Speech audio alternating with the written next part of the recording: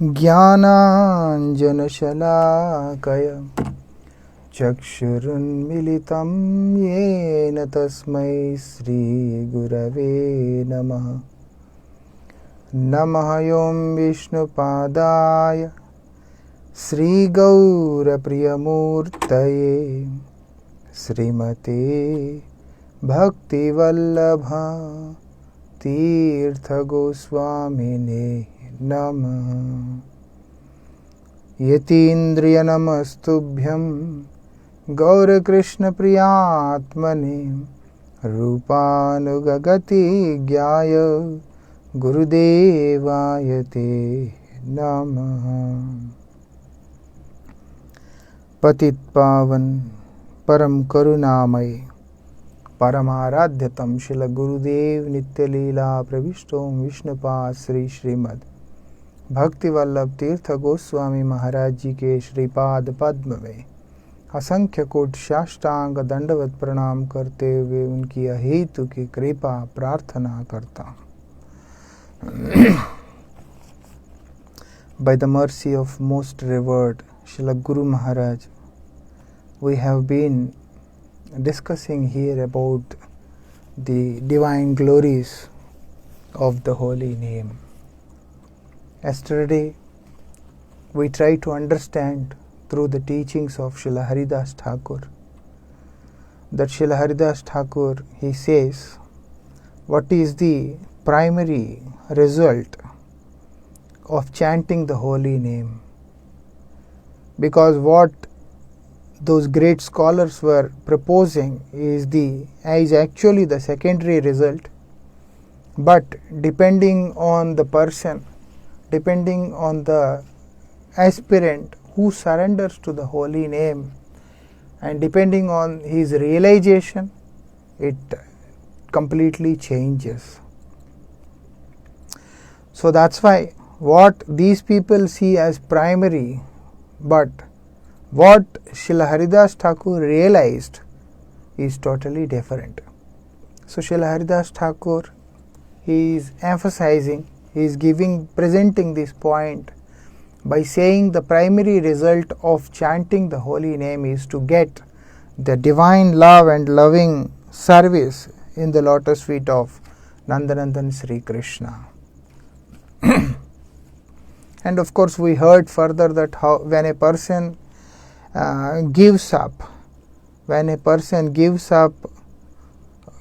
all these kinds of considerations, worldly considerations and opinions, and then engaged constantly in chanting, singing, hearing the glories of the Lord under the shelter of pure devotees, what happens? He also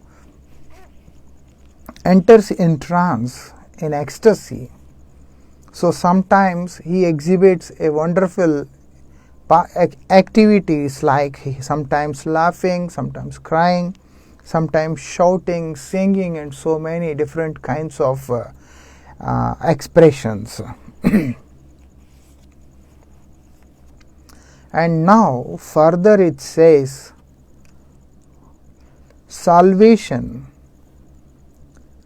or destruction of sins are just a secondary result of chanting the holy name.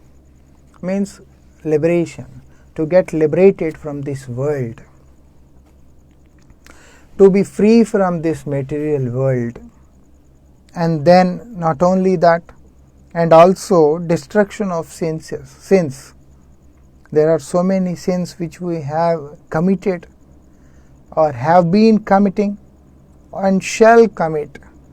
So it not only destroys the sins which we have committed in the past, which we are committing in the present, which we shall commit in the future.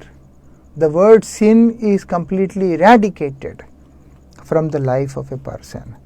Where a person has this selfish mentality, me and mine, you and yours, there the result is definitely sinful. Even though it's a pious deed, ultimately it's a sin.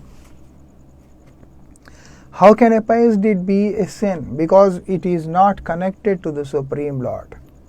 So whatever is not connected to the Supreme Lord, it's natural that it becomes sin. It's quite natural that it becomes sin.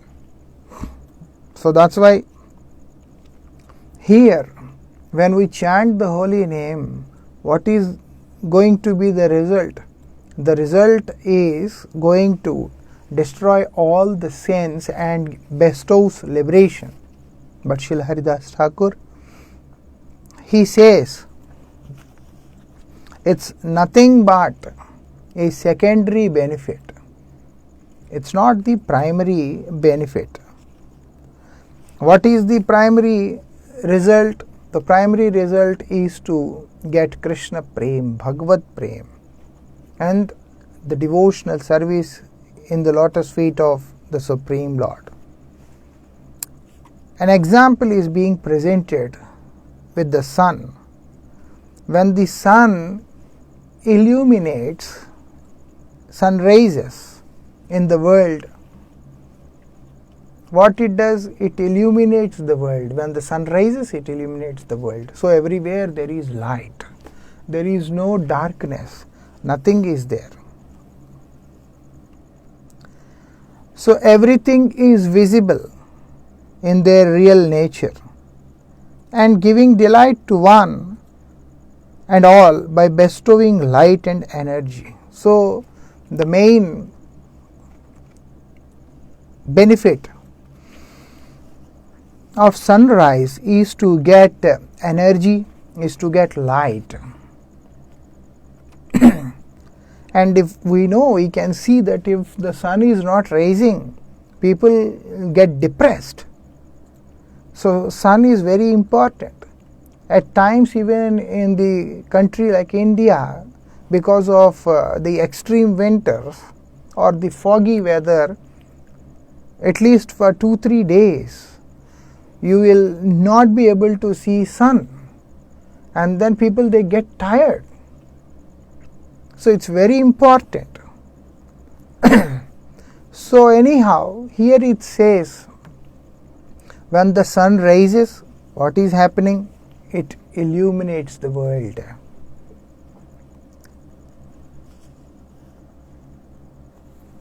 Making everything visible in its real nature. Now, no manipulation, no adulteration. Whatever appears is completely real and natural.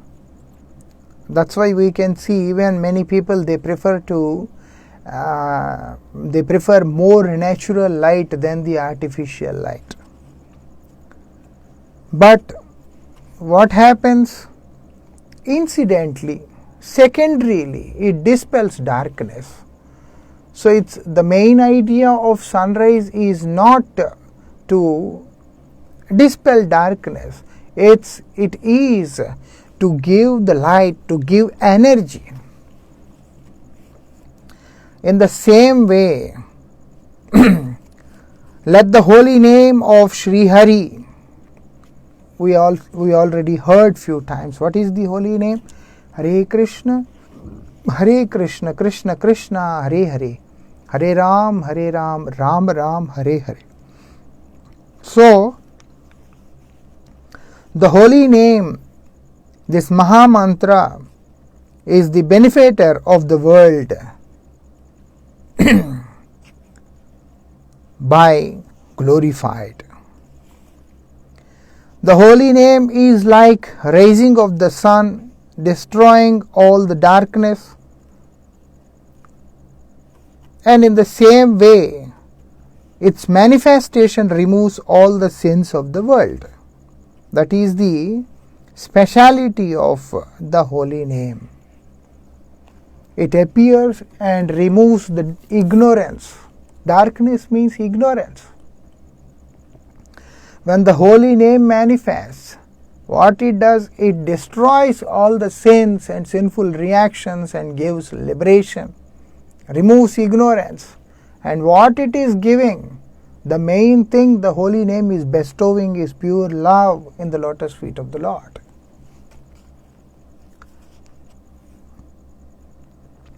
Haridas Thakur requested the Pandits the scholars present there to explain the above shloka. They, on the contrary, insisted on Haridas Thakur himself to do it for the benefit of all. So Haridas Thakur wanted them to explain, but they requested him that you please explain. The reason is, knowledge is not going to bring realization, but devotion is going to bring realization. Haridas Thakur, because he has been chanting the holy name, he is the Acharya of the Namacharya. So his realizations about the holy name are much on elevated state as compared to any others who has gone through these books, philosophies, and those who heard. So when we hear, we get inspired. When we hear, we get inspired to surrender, and when we surrender, then only we can realize. So when we hear from the bona fide source what is happening, we feel ourselves, we feel the inspiration to surrender to the holy name and to take up the chanting of the holy name. When we keep on chanting the holy name, what is happening? We will start realizing the glories of the holy name. That is the speciality. That is the possibility. So that's why all these scholars, because they are not foolish people, they are scholars. So they wish to listen from Haridas Thakur. They wished to listen from Haridas Thakur. They wanted to listen from Haridas Thakur and requested him to, you please speak for the benefit of the world. What he says, agreeing, accepting their request, now Haridas Thakur has accepted to speak. And what he is saying?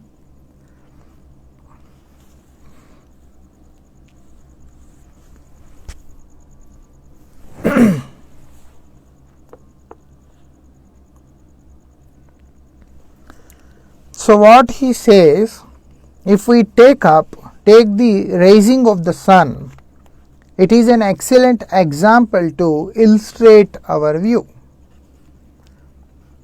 Even before the sun actually rises above the eastern horizon, we see all the darkness being slowly dispelled.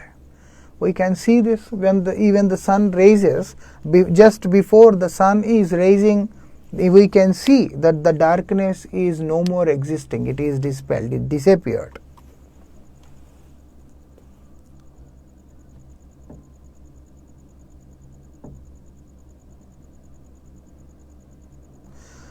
So, fear of all the evil elements. What are those evil elements? Thieves, demons, evil spirits, which haunt the people in the night. People, they are haunted by these evil spirits, especially in the night. They all are totally removed when the actual appearance of the sun and also other kinds of purposes are also achieved. Not only about the fear, whatever is necessary, that is also happening, all those necessary purposes are also achieved when the sun is rising. We can understand this. Similarly, the dawning of the appearance of the holy name dispels all the sins of the aspirant as its secondary result, and by the full blooming of the name, unflinching love at the feet of Sri Krishna is achieved. So we can understand, before like the sun is rising, we can feel the atmosphere, and that time darkness disappears, and not only the darkness disappears, even the effect of the evil spirits and all other things what we have heard. everything, even the thieves also, they come and try to rob in the middle of the night, but during early morning even they also just become calm, because now everything starts to visible, everything we can see everything clearly. So that's why they also run that time. So there is no fear. Night time to go out somewhere, it's so scary. But when the sun rises, we can see everything very clear. Then there is no more problem. So when the sun completely rises, whatever essential elements are there, whatever useful purposes are there, they all are achieved. Before the sun rises, all these sinful, all these unwanted elements, effects of all these unpleasant elements, they all disappear, and when the sun rises, whatever is our purpose, that is achieved. In the same way, even before the holy name appears completely, what happens? All our sinful reactions, everything are disappeared.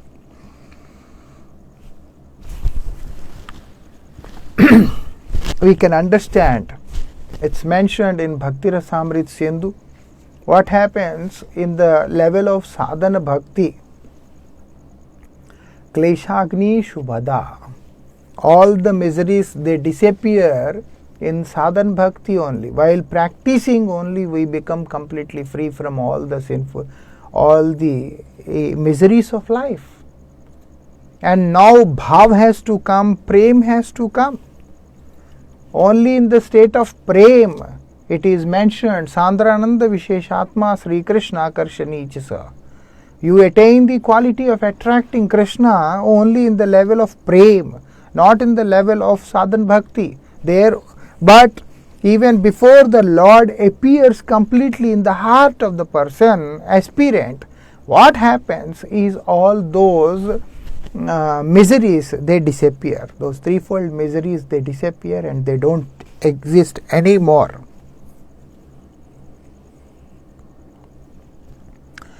In the same way, what it is said in the same way, even before the holy name appears completely, all these sinful reactions, they disappear as its secondary result, not the primary result. What is the primary result? Primary result is to get unflinching love in the lotus feet of Supreme Lord Sri Krishna.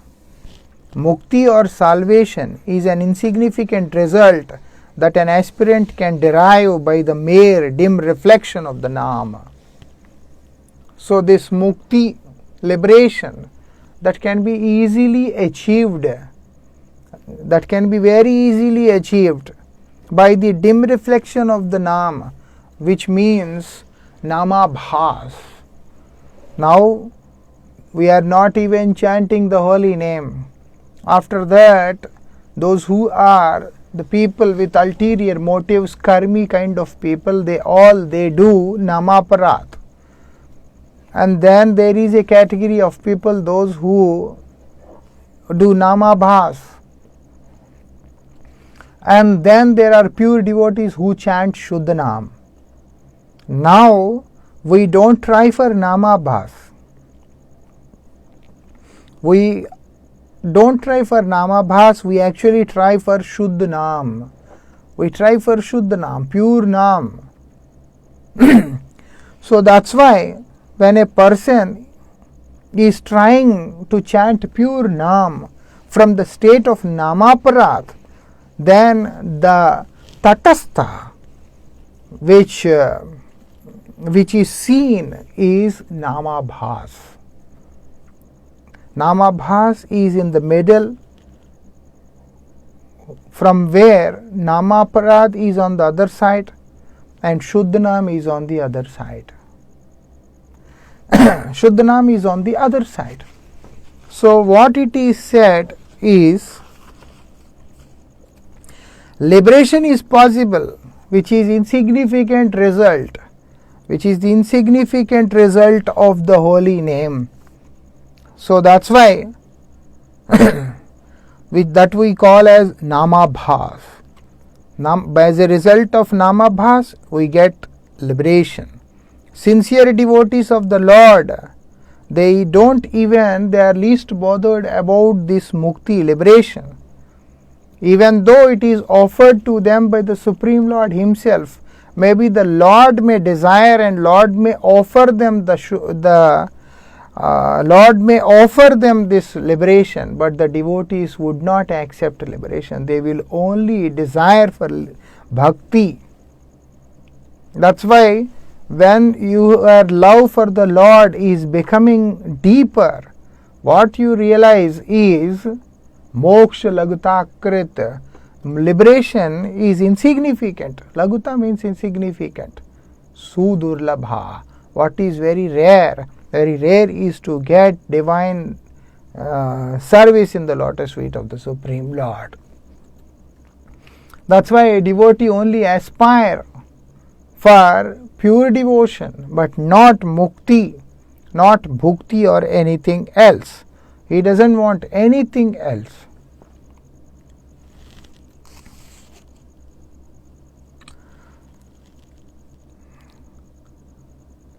Now, when the dying Ajamil, by unintentionally uttering the name of Sri Hari, while calling his son by his name, could attain Vaikuntha Dham. What this person did, Ajamil, who was on the deathbed, unintentionally, he never had any such intention that he has to call the Lord, but he was uttering the name of the Lord. He was uttering the name of the Lord which he has given to his last son. He had 10 sons. Among them, the last one was named Narayan, upon the instruction of some wandering monks. So he gave the name Narayan, and then every day, because he is the most smallest son, so Ajamil had strong attachment for him, and Ajamil keep on calling out his name, Narayan, Narayan, Narayan, Narayan, all the time. And now when the death has come close to him, he could only see the small boy Narayan playing in a distance. And Ajamil started shouting and then calling out loudly for Narayan. What happened? His voice reached the Lord. And then Vishnu Dutas have come, the messengers of the Lord has come and then rescued Ajamil. After that, Ajamil has attained the Vaikuntha, the abode of the Lord. So it said, how much more beneficial would the result be? We can't even imagine if the holy name is chanted itself with implicit faith. If you have that faith and then if you chant the holy name, what kind of benefit you will be getting, that's beyond your imagination. That can't be comprehended. My own devotees, the devotees of the Lord, they never accept any kinds of liberation. That is, we have to understand. A pure devotee never demands any kind of liberation. They don't want liberation. Like Sayujya Mukti, Samipya, Salokya, Sarishti, all those 5 kinds of liberations are not at all desired by the devotees of the Lord. They never want to be one with the Lord. What they want, except the loving devotional service of the Lord, they need nothing. Devotees, they desire nothing other than the loving devotional service. When Srila Haridas Thakur said this, because he was glorifying the holy name, so when he said this, of course, in this world, it is an amazing world. For everything, you will definitely find a kind of opposition. Some people you will definitely find who try to oppose whatsoever you say. So they are least bothered. So they just have to oppose and then that's it. That is what they'd like to do.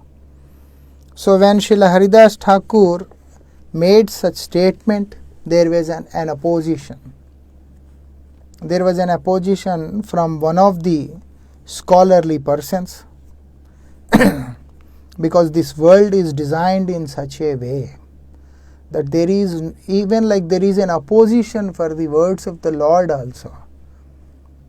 And what to talk of his devotees, because we have this independence.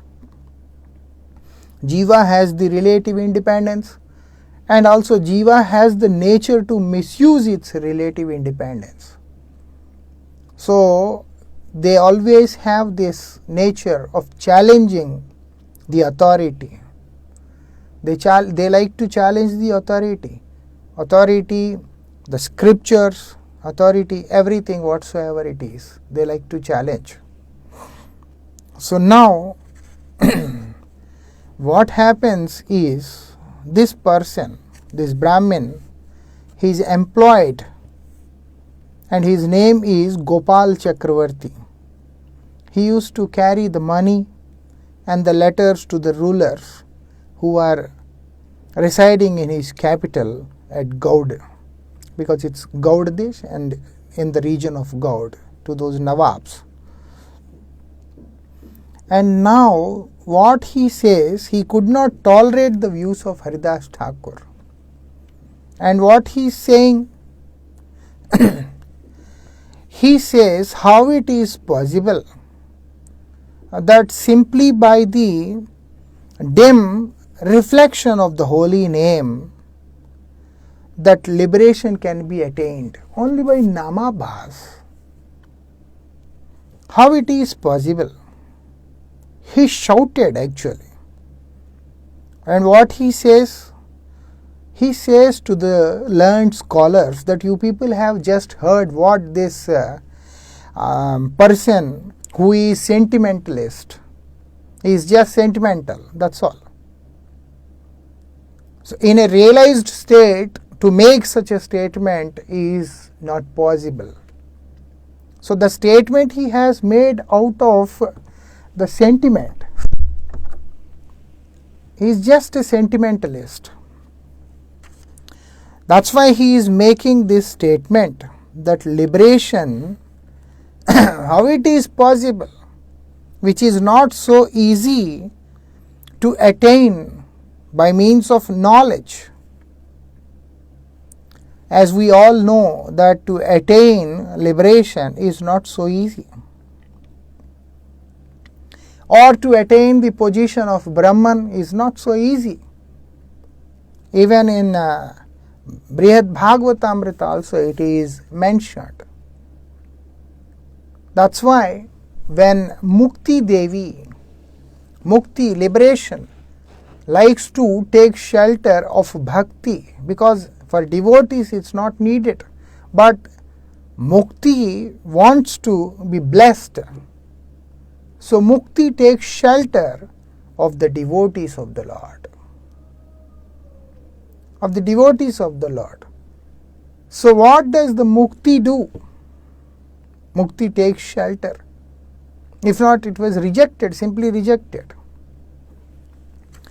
So what it is said, the Mukti which is not easily attained by the great knowledgeable personalities,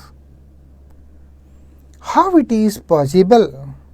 Simply by the mere dim reflection of the holy name. And you make a statement that it is so cheaply attained. For the people, those who are following the path of knowledge, the one which is very rare to be obtained, and you say that it is very cheaply attained, and then the people, they don't want it. How it is possible? And it's a question, because one who has no knowledge about the holy name, for him it's a question. We can understand, like Vasistha, he invited Valmiki to his, Vasistha, he invited Vishwamitra to his place. Before that, Vishwamitra has invited Vasistha. I think it's too hot inside. Maybe we can put some air. 1 minute, please.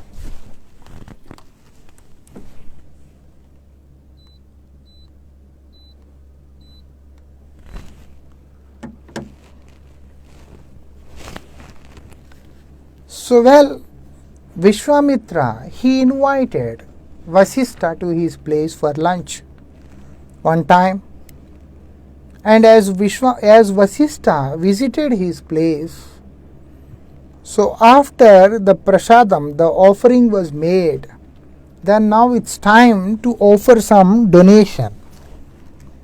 It is the custom that when we invite someone and then host the person, we offer them some prasad, means some food, something we serve them.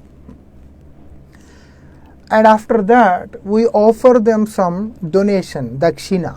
That is very important, one of the very important ritual, one of the very important act which a person has to perform. Well, when Vishwamitra invited Vasistha to his place, he gave him the result of 500 years of his tapasya, austerity. And after that, they both left as an obligation, as a matter of respect. Now it's the turn of Vasistha to invite Vishwamitra to his home. So Vasistha and Mother Arundhati, they hosted him. They made nice, delicious dishes. They served him with all of them. And after that, what Vasistha did, he offered Vishwamitra the result of a moment of sadhusanga. When it was done, it hurt the ego of Vishwamitra, that how can Vasistha offend me by doing this? He offended me. It's totally injustice.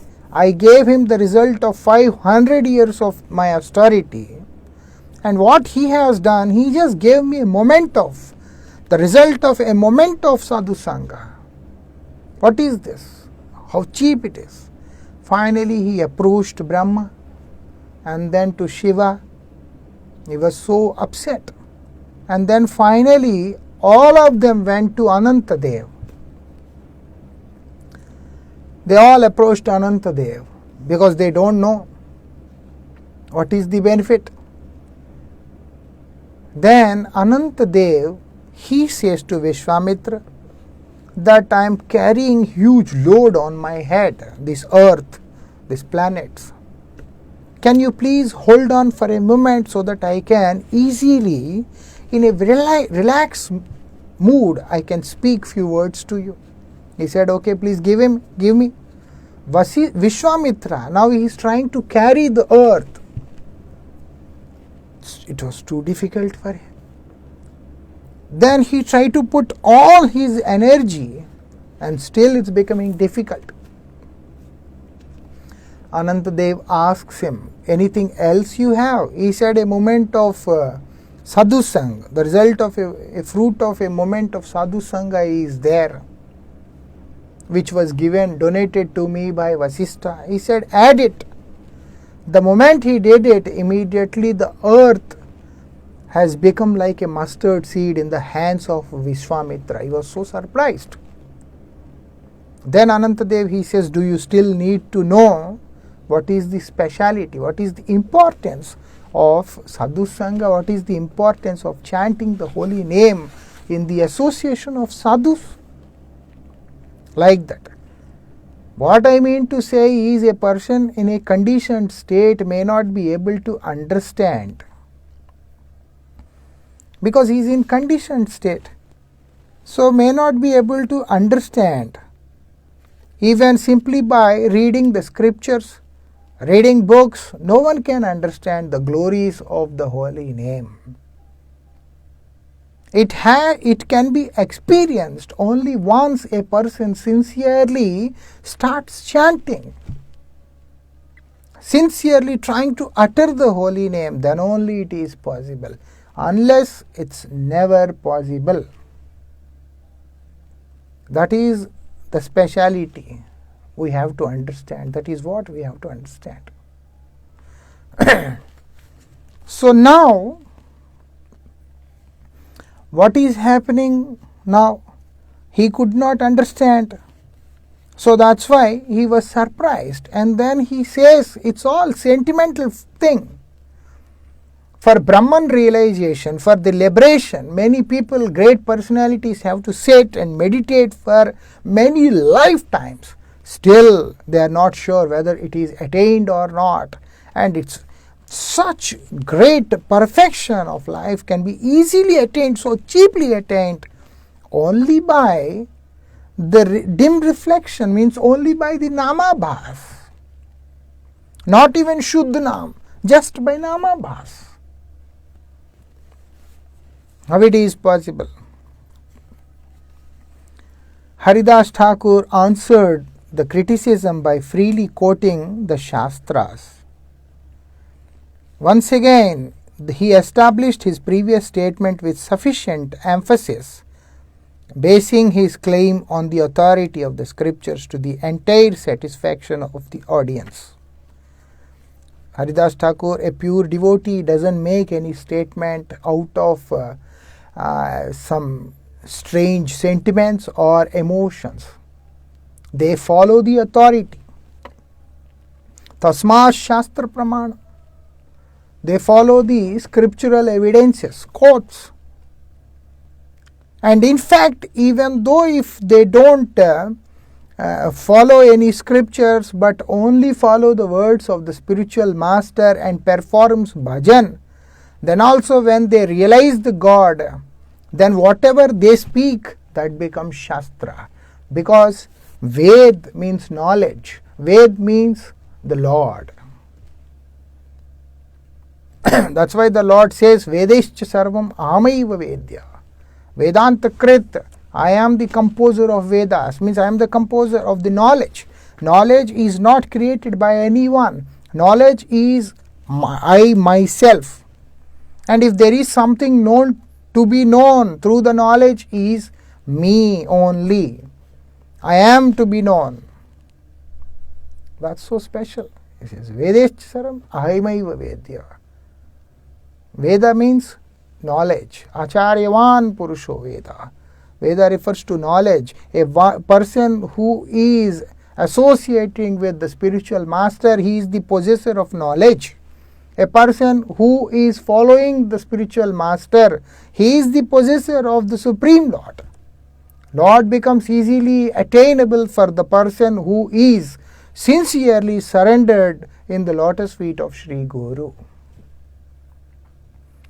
So that's why here we have to understand, a pure devotee, when he has God realization, each and every word he speaks becomes a Shastra. Like Dhruv Maharaj, which school he had gone to take education? He was so small boy and he was thrown out by his stepmother Suruchi. Feeling so much of pain in his heart, he left his home. Such a small boy. And now he is chanting the holy name of the Lord under the instructions of Narad Goswami. At one point, when he has attained perfection, when the Lord appeared in front of him, the moment the Lord appeared, Dhruv Maharaj has attained perfection in knowledge also. That's why he has made a most wonderful prayer. The prayers made by Dhruv Maharaj, which was not even expected by a great rishis and yogis also. That is the speciality. We don't need to learn anything. Everything is revealed. Swayameva Spuritada. Naturally everything is revealed. Whatever is revealed, that is the truth. But revealed and in the state when we have fully surrendered to Sri Guru. When we have surrendered to the holy name, then only they are revealed to us. Unless they are not revealed, we may think, we may assume, we may speculate, but everything goes wrong, everything goes in vain at one point. Nothing remains after that. What happens? Only thing happens, that is the Supreme Lord. When He becomes merciful, and the knowledge about the God, the divine knowledge that descends. So that's why Haridas Thakur, he is of course well versed in all the scriptures. At the same time, he has quoted several injunctions from the scriptures to justify whatever he is saying. It's not just by sentiments, it's not just by emotions, it's the authority which gives such injunctions. And then all these audience were completely satisfied. But this arrogant young man, Gopal Chakravarti, he doesn't want to accept anything. So, what he is saying, he is a person who takes pleasures in argument. When you make an argument, whatever, such people, there are fools. In the earlier days, it was totally a different environment. It was totally a different mood in the olden days. What was that? They used to make some argument, debate, and if they find the genuine answers in the debate by the opposite person, immediately they would respectfully accept it. They would respectfully accept it and surrender to the person. They used to have debate very logically, in a very systematic way. They were never having an arguments, baseless arguments. But there are some people, they are ignorant, foolish people. Even after you quote from the bona fide scriptures, still they have something to point out and to blame. And they think that we are intellectuals, but actually they don't understand that we are stupids. That's why in Bhagavad Gita, Lord says, Pranipaten Pariprashnen Sevaya. We should have the mood of pariprashna, humble inquiry. If we are approaching, means we should have a very humble approach. We can't be arrogant, and we can't go on speculating, and we can't go about comparison of statements. There are some places where people, they are so special. What they do, they ask one question from one acharya, and again after some time, if some other goes, some preacher or some acharya or someone, again they quote the same question, and then try to they try to understand, and then they try to judge. In fact, if you try to know the opinion of different acharyas and try to understand for yourself, for better understanding, then it is okay. But when you approach two different personalities and take their opinions and become judgmental, then that is very harmful. There are such kind of people in this world. And sometimes we get the chance to interact with such sweet people. So anyhow, well, this person, this young person, because of course young person have hot blood, and also young person, so a spirit is totally different. So their way of thinking is different. They try to be more arrogant, and they consider themselves to be more special, more knowledgeable. Because the world is like that only. What can be done? It's not it's not individual fault. It is the nature of the youth to make some strange arguments, especially if they are not fully devoted. Some people, they have genuine arguments. Some people, most of the people, they have some foolish, illogical arguments. Only try to look down others or to show themselves to be more smart. And now what he did, he was making an argument. Then Srila Haridas Thakur, he was asking him, well, why do you challenge the scriptures only to entertain a doubt in you? By challenging the scriptures, what you are doing, you are only entertaining doubts in you. We should not challenge the scriptures, we have to follow the scriptures. That's why, what is the authority? Then Shabda is the authority, word is the authority. Shabda Praman. Then all the scriptures are the Praman. Before Shabda Praman used to come as Karna Parampara. Is through Karna Parampara. Later, they need to be articulated, like inscribed, because of the memory of this current generation people, because of the memory of Kali Yuga people. There was a big fear of manipulating the content. So Vyasadeva has to very kindly inscribe them and present them for us. If not, before that, all of them were coming in in the form of Shruti and Smriti.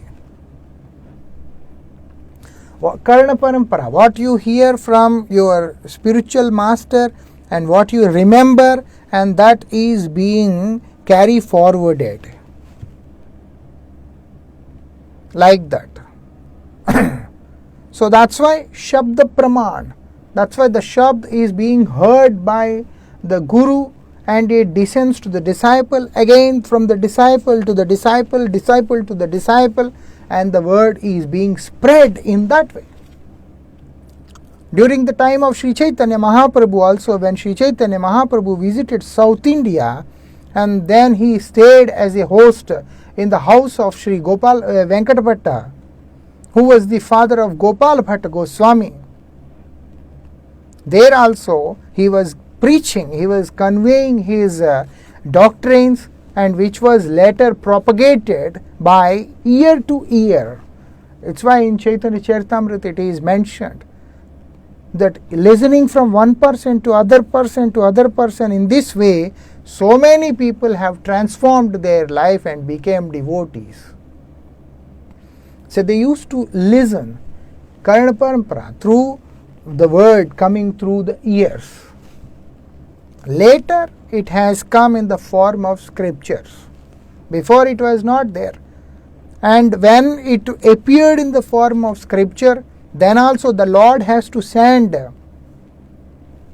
The Lord has to empower the personality. And finally Vyasadeva, he is the Shaktiavesh avatar of the Supreme Lord. Lord has empowered him and then empowered him with the divine knowledge, empowered him with devotion, and then made him compose all the scriptures. That's why the Lord himself in the form of word is Srimad Bhagavatam, the topmost among all the literature, all the scriptural literature. So that's why when we doubt the Shastras, because Pratyaksha means what we see, Anuman what we speculate, and then all these evidences, all these proofs, all these are not considered as the real authority, are not considered bona fide. So what is considered bona fide? Shabda Praman means like the mother is introducing the child to his father, that he is your father. Who can be the best authority other than the mother to introduce father? In the same way, the scriptures, they are like the mother, they are introducing the Lord to the Jiva. So there is no other personality. There is no other personality who can glorify or explain the glories of the Lord and introduce the jiva to the God. So when we want the relation between the Spirit and the Supreme Lord to be awakened, then what we have to do? We have to take shelter of the Shastras, of the knowledge. Then only it is revealed. So he says, have no doubt. If you have doubt, that will be the biggest problem for you. Why that will be problem for you? Because you won't be able to be free. You will have a doubt. When you have a doubt in your mind all the time, how you can be happy? Not possible. And also, it's not my individual opinion. Whatever I am saying is not my opinion. So you may think that it's my opinion, but it's not true. There is no point that I would like to impose my opinion on you. That's not possible. I have no desire to impose my opinion on you, and it's not my opinion. It is what the Shastras that are common to both of us have declared it. Shastras are neutral. They are common to everyone. So he says that the Shastras which are common to both of us, they declared it. So,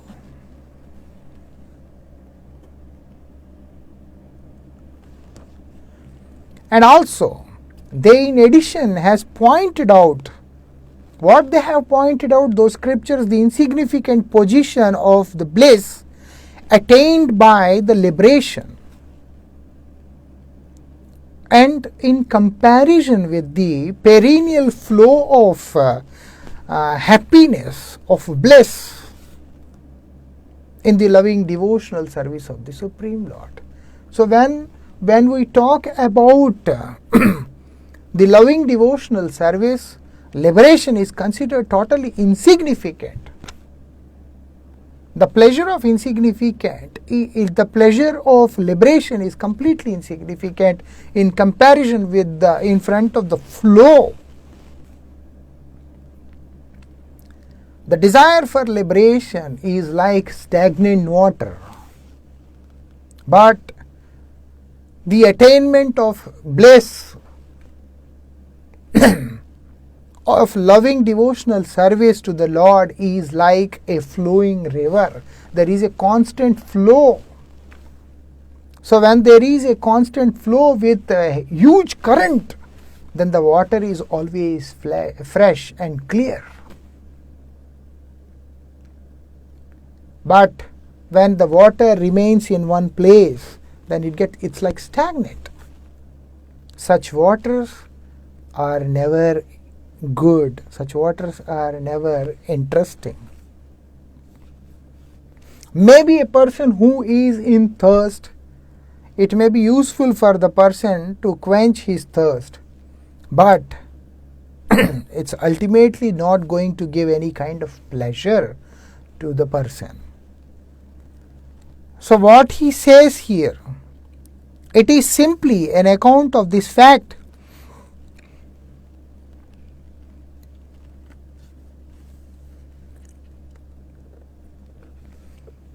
So it's simply an account of this fact that the genuine devotees, that the true devotees, bhaktas, they never anchor for any kind of liberation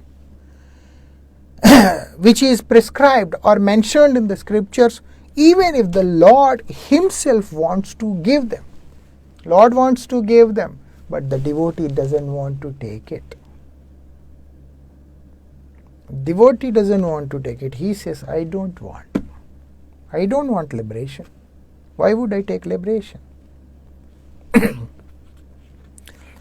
O teacher of the universe, to me, immersed in the pure ocean of bliss by meeting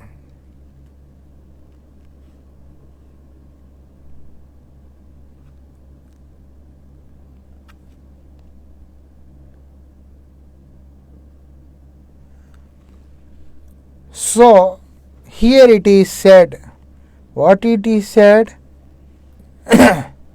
Mukhani Goshpadante Brahmanapi Jagadguru. What he says, that for me, immersed in the pure ocean of bliss, what in front of that, the attainment of Brahman that appears to thee, how it appears, like when the calf is walking. A calf is walking, or maybe the cow is walking, and the hoof of the cow, when it is kept inside the mud, and the amount of hole which is made, and though you fill the water in that hole, whatever amount of water is gathered there, and whatever it is useful for the person to quench his thirst, it's totally considered insignificant. It is not going to give any kind of pleasure. It's not going to give any kind of satisfaction. It's not going to give any kind of satisfaction or pleasure. When I try to understand about the bliss I can attain in the loving devotional service of the Lord. Of course, when we talk about the worldly pleasures which are completely insignificant, liberation is much higher. Liberation is considered much higher. But when I experience the vast ocean of bliss in the loving devotional service of the Lord, then for me the liberation appears to be completely insignificant, meaningless. How can I convince you? How can I tell you? But this is the fact. That's why a devotee who is actually relishing the loving service of the Lord doesn't anchor for anything which is insignificant, because if you want to get something as it is there, rasavarjam rasapyasya param drishtva nivartate, where naturally you would like to go for the higher mellow when you see something which is insignificant in front of you. While a sincere devotee who has taken shelter of the holy name, when he is chanting the holy name, he is devoted to the holy name. For him, the pleasure he experiences while chanting the holy name is actually much, much, much higher than any kinds of liberation. That's why even the Lord himself provides them liberation. A devotee would never desire, a devotee would never aspire to take liberation. This is what Srila Haridas Thakur is trying to explain to the person. He says, not possible. And you unnecessarily make an argument which is not sensible. Haridas Thakur reply did not cool down his temper. What to do? As we have already discussed, crazy people and such kind of people, they are never peaceful. They always find a way to argument. They always find a way to debate, to fight. Because they don't believe in the Shastras, they don't believe in the speaker, they only have their own concoctions in their mind. So whatever they have concocted, like I remember one time, I would like to say one incident, quite few years ago, maybe in 2007 or 8, I have been to one city in India, Ahmedabad. It's a nice place. So during my program, my stay in Ahmedabad, I was having one program. And now after the program, one person has come to me asking a question about, he says about, can you please say something about Adi Shakti? So now what happens, we were discussing and his family members were there, some outside people were there. He was like rubbing his feet like this and then talking to me, because in India we don't sit on chairs.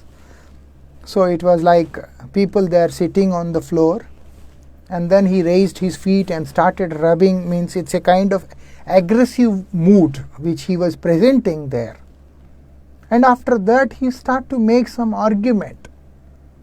At one point I found it completely baseless, and I asked him, I am thankful to you for your wisdom, what you think, but I just want to have some scriptural evidence about what you are speaking. Immediately he came up that I saw one television serial, and in the serial it is completely different what is being shown and what you are speaking. And people looked at his face and they wanted to, maybe the expression of the people was same, like they want to spit on his face now. Because people, they don't hesitate to debate or argument depending on their own concoctions, even at the cost that they have never read any scriptures or never heard any authority speaking, simply by these television serials, or maybe people, those who are platform speakers, listening from them also. One time one person came in the train and then started argumenting, saying why Krishna is the Supreme Personality of Godhead. Why can't Shiva, why can't Durga, why can't this, why can't that? Again you try to explain, and then they have their own kind of ideas. So there are people, such people. So this Gopal Chakravarti is one kind of person. We don't need to be discouraged or disappointed. Even there are people who have disagreement with Srila Haridas Thakur even after so nicely explaining. How can we imagine that if someone has made up his mind that I don't want to accept anything, and then we try to explain and he will understand. So anyhow, Srila Haridas Thakur tried, but that person could not calm down. So what happened next, we shall discuss tomorrow. Thank you very much. Jai Radhe Shyam.